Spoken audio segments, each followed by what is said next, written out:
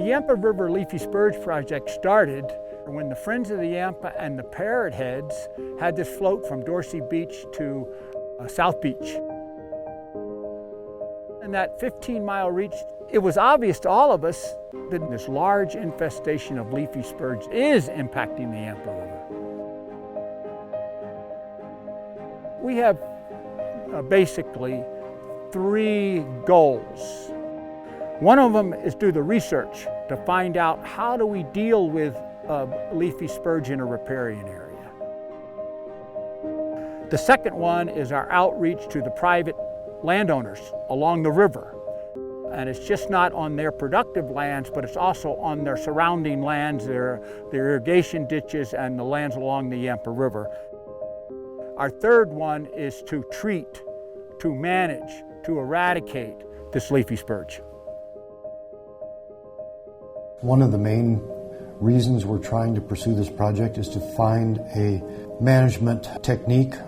It's extremely difficult because there aren't good herbicides which can be used in environments where you have a shallow water table or seasonal flooding.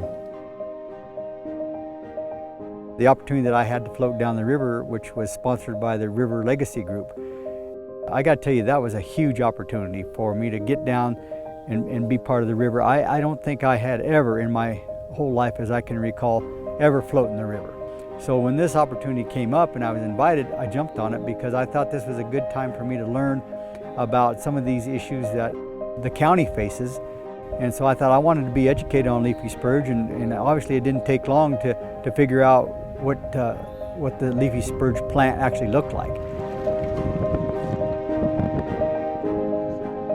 I had a little different view of the leafy spurge problem once I floated the river and saw that the river is fenced out for agricultural practices, and it leaves a no man's land or a shoulder along the river that is exactly perfect for weeds to spread.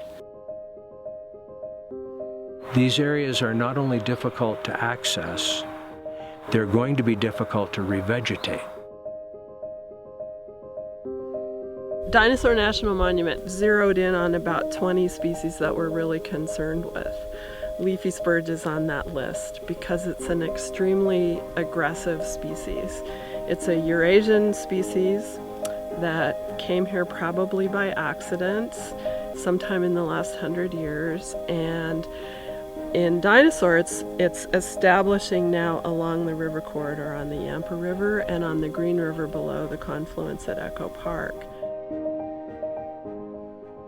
That species is so aggressive that it's capable of not just living in the river corridor, but also moving into the uplands, and it can have a really severe economic impact on cattle ranching. In places in Montana and North Dakota where good agricultural land has been completely destroyed because the cost of controlling leafy spurge over a number of years exceeds the value of the cattle production or grain production off of the land where the infestation occurred.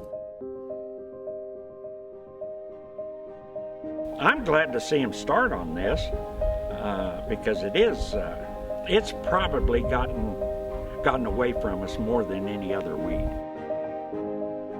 And really right up here is where we need to start, because as the river floods, it's taking those seeds and depositing them on down Dinosaur National.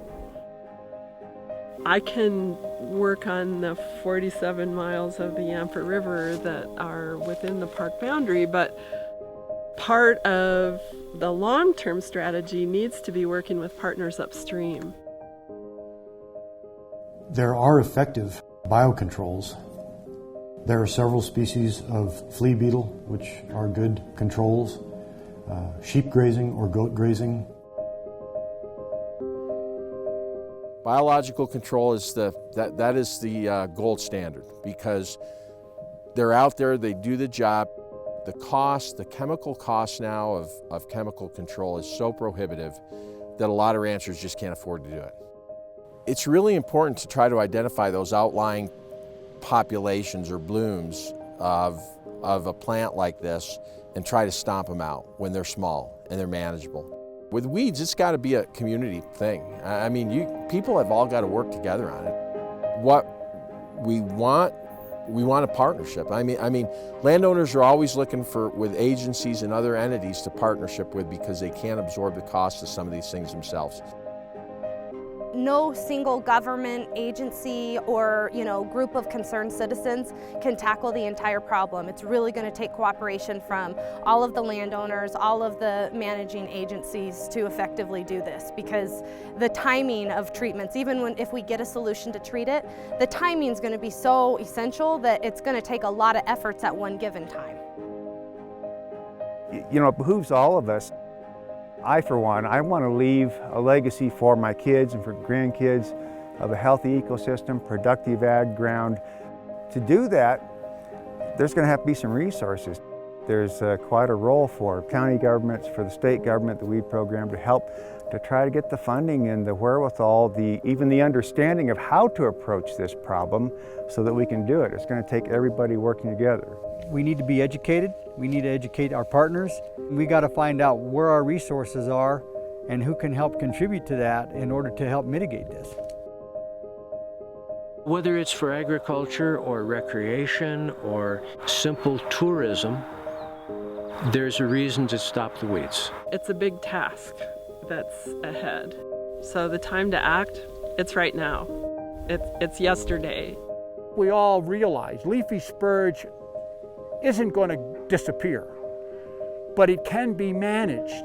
We have to establish an integrated management program to deal with this huge infestation.